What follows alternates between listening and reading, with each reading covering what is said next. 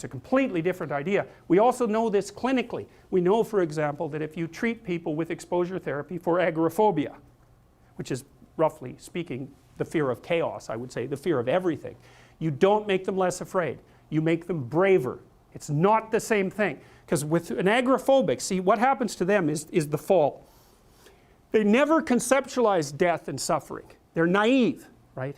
It never enters the theater of their imagination, and it's because they're protected from it. But then something happens. This often happens to women in their 40s, because they're the people most likely to develop agoraphobia. Something happens, they've been protected from chaos by authority their entire life. So maybe they had an overprotective father, and then they went to an overprotective boyfriend, and then they went to an overprotective husband. And maybe they were willing to be subjugated to all three of those because of the protection, right? So that's the bargain. They stay weak and dependent, and maybe they have to because that's the only way they can appeal to the person who's hyperprotective, but the price they pay for that is that they're not sufficiently competent. And then something happens in their life, often in their 40s, they develop heart palpitations maybe as a consequence of menopause. Their heart starts to beat erratically and they think, oh no, death. It's like, well, who are you going to talk to about that? Right? There's no protection from authority for that. Or maybe their friend gets divorced, or maybe their sister dies, or something like that. It brings up the specter of mortality, and maybe the specter of malevolence and mortality, and it brings it up in a way that authority, recourse to authority, cannot solve. And so then they have panic attacks. What happens? They go out, they get afraid, they feel their heart beating, then they get afraid of their heart beating because they think, oh no, I'm going to die, and they think, oh no, I'm going to die, and I'm going to make a fool of myself while I'm doing it and attract a lot of attention. So the two big fears come up: mortality and social judgment. And then they have a panic attack. It's like fight or flight's gone out of control. Very, very unpleasant. Then they start to avoid the places they've had a panic attack. Then they end up not being able to go anywhere. So then Tiamat has come back, right? A huge monster, a little victim. And so what do you do with them? Well, there's no saying, no, there's no Tiamat. That's done, right? Their naivety is over. They've had a direct contact with the threat of mortality and social judgment. They've met the terrible mother and they've met the terrible father. And there's no going back. There's no saying, oh, the world is safe. It's not safe. Not at all. It's not safe. The fact that you think it's safe means that you were living in an unconscious bubble that was sort of provided to you by your culture. It's a gift.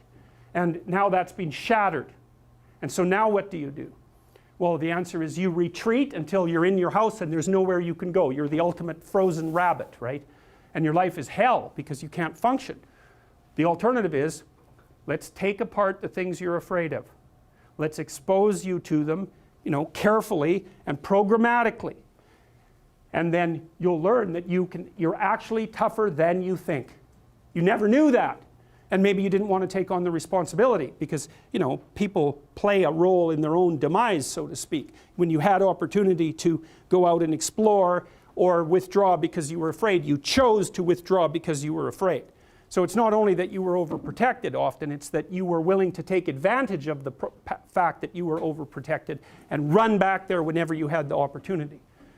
So maybe you're a kid in the playground, right, and you're having some trouble with other kids, and in the back of your mind, I should deal with this myself, but you go and tell your mom and get her to intervene. And you know that that's not right. You know that you're breaking the social contract, but it's easier, and so that's what you do.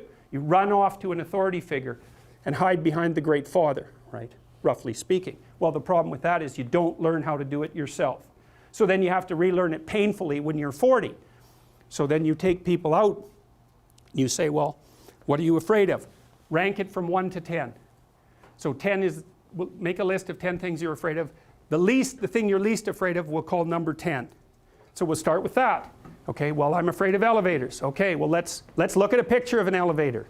Let's have you imagine being in an elevator. Let's go out to an elevator and let you watch the terrible jaws of death open, because that's how you're responding to it symbolically, right? And you're going to do that at the closest proximity you can manage. You find out you go do that, it works. You're nervous as hell, especially from an anticipatory perspective. Shaking. You go out, you stop, you watch it happen, and you actually calm down. You do that 10 times and it no longer bothers you. Well, you've learned that you didn't die. But more importantly than that, you've learned that you could withstand the threat of death. That's what you've learned. And then you move a little closer, and then you move a little closer, and then you move a little closer, and finally you're back in what's no longer the elevator from a symbolic perspective. It's a tomb, right? It's a place of enclosure and isolation. And you learn, turns out I can withstand that. And then you're much more together, much more confident. And that's often one of the things that often happens in situations like that. I've seen this multiple times, is that if you run someone through an exposure training process like that and toughen them up, they'll often start standing up to people around them in a way they never did before, because they wouldn't stand up for themselves before because they weren't willing to undermine the protection. See, if you're protecting me, I can't bother you because I can't afford to forsake your protection. So if I'm going to play that game, I'm going to hide behind you, then I can't challenge you. So that's no good, because that's sometimes why people, you see this with guys very frequently, they're still deathly afraid of their father's judgment when they're in their 30s or 40s. It's like, well, why? No, because they still want to believe that there's someone out there that knows. And so they're willing to accept the subjugation because it doesn't force them to challenge the idea that there's someone out there that knows.